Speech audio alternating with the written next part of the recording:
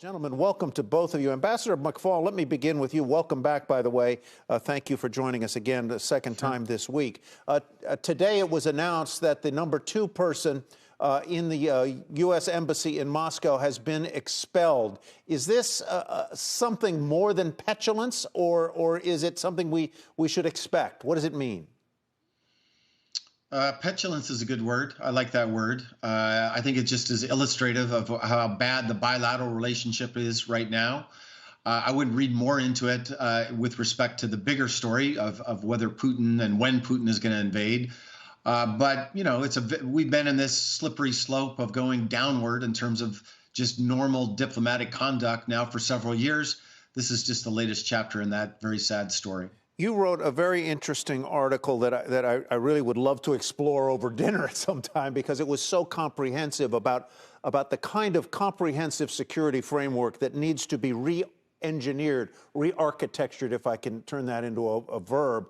But a couple of things that are particularly irksome to Moscow, apparently, are security installations in Poland and Romania. Are those legit, which we describe as defensive installations?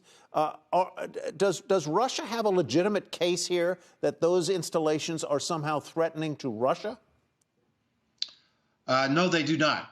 And I'll get to the details in a minute, but I want to underscore, I wrote that piece in Foreign Affairs to lay out what I think could be a comprehensive negotiation about revamping, enhancing European security if Putin was serious about it. And I wanted to write that down so that we're crystal clear that if he does invade, he's invading for other reasons, not because he's trying to enhance European security. With respect to those 2 installations, I worked in the government when we changed the architecture of missile defense during the Obama administration. And we changed 2 things. We changed the location, so to Poland to Romania.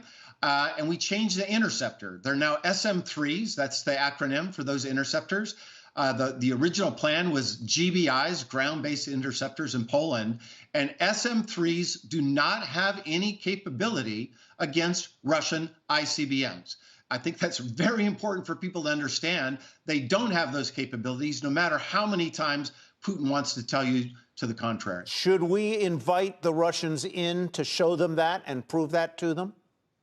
Sure, quickly? I think we should. Why not? And as long as it's done on a reciprocal basis, and we can visit their, and look at their Iskander weapons, their rockets in Kaliningrad, I think transparency serves everybody's interests. Well, Unfortunately, I just don't think we're going to get to a point where we're talking about transparency right now. Doesn't sound like it today. It sure does not. Fred Kempe, welcome from the Munich Security Conference. The echoes of 1938, I don't mean to overstate it, but that was a historic place, Munich, in 1938, Neville Chamberlain and the appeasement then of Hitler. That is not seemingly anything that is going on there today, but do describe the mood as you see it there. Who's there? What's the discussion? What's the tenor? So everything starts tomorrow in earnest. Some meetings took place today, but the mood here is dark. There's a lot of uncertainty. Everyone knows, the intelligence shows what Putin could do now, and it could be all-out war. But it's a failure of imagination. People just sit back and say, I really can't believe that's really going to happen in modern times.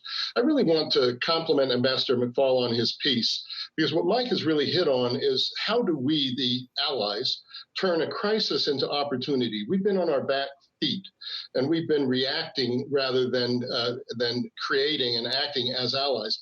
And what one's really hoping for here in Munich is to turn that around. You talked about 1938, but what people here are talking about, and that was, of course, Chamberlain, Hitler, and Munich becoming synonymous with appeasement. But what people are really talking about here is 2007, so 15 years ago, almost to the day, Putin came here and declared Cold War II. It was a revanchist statement. He said he doesn't accept the world the way it's unfolded, and that he wanted things revisited that he's now arguing about right now. What's interesting about this is he's used this time since 2007 to do Georgia, to do Crimea, to do Luhansk and Donetsk, Syria. He's been very busy, while the alliance itself has been trying to act as if the issue is now China, not Russia, that Russia could be parked. But now we also know from the joint statement of 2 weeks ago that China and Russia are actually joined at the hip. So this is a really dark time right now, and people are coming in hoping to be unified, but worried about what will come next.